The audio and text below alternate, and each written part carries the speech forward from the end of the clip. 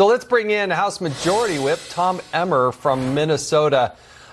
We were just talking about this on air with Senator Britt. I think the precision of the execution of this operation was just second to none. And a lot of people in Minnesota and states all across this country, we'll never know the names of the people who did the executed this, but they did so and they made America proud. How do you think this is going to play, though? Democrats are going to fight hard in trying to say it was illegitimate, it was illegal, it was unconstitutional. What say you? Well, first off, you're right. Those special forces people, it's called quiet professionalism, Jason. They just do their job. You don't know who they are, but God bless them, and God bless this President of Peace, Donald J. Trump, for being willing to make the call. First off, let's be very clear. This was more of an extradition. This was a law enforcement proceeding to capture someone who has been indicted on some very serious charges of killing Americans, of having intent to commit crimes that most Americans may not be aware of, but they're going to now. And it was the capture of someone who was an illegitimate ruler.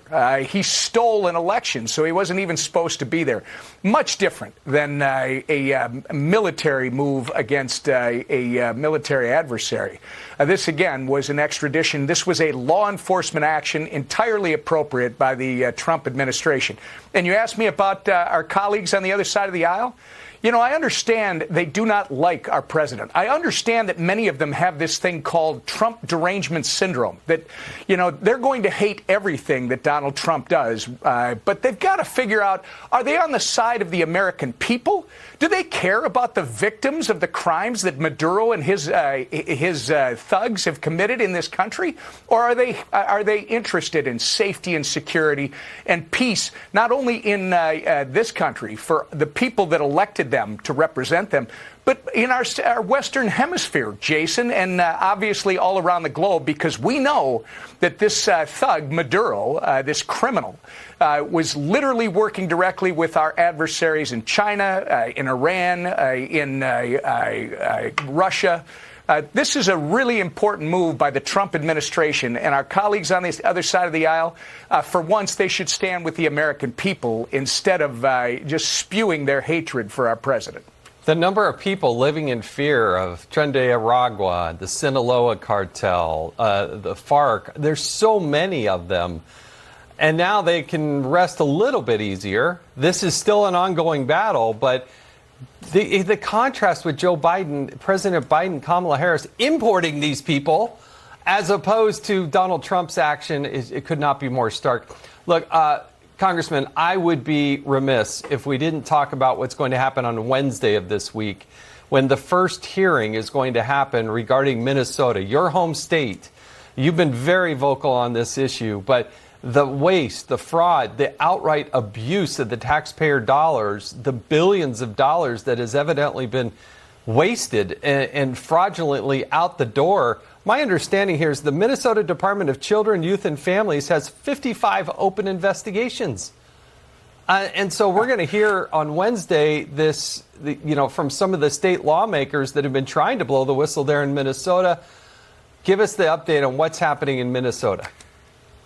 Look, you're a little low on the 55, Jason. My understanding is there are 80 Somali daycares that have been under investigation for a while. And by the way, those daycares, and it's not that all Somalis are criminal. It just so happens to be that, for instance, the $250 million Feeding Our Future pandemic scandal, the largest in the country, 90% of the people indicted, and now I think 60 of them have been convicted, were from the Somali community. So when I say the Somali daycares, these were being investigated back in 2017 and 18. And it's not just child care services. As you know, Kelly Loeffler just identified almost 8,000 loans and $400 million in value related to the fraudsters. You've got housing fraud. It's amazing. So you're right. Our friend Jamie Comer, who actually replaced a former chair, ranking member named Jason Chaffetz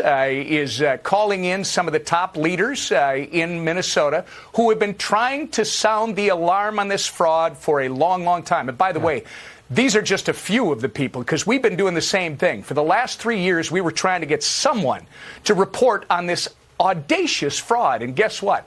It took a president by the name of Donald J. Trump, who your previous guests have already indicated not only says what he's going to do, but then he does what he says. And he put out there that you've got this fraud that's running rampant. It is pretty much driven by people in the Somali community. And guess what? He's got 9 of his all-star cabinet members. I've just named a couple of them that are heavy into this.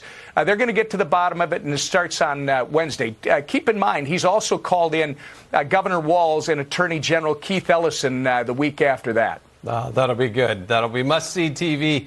Congressman Tom Emmer from Minnesota, thank you so much for joining us.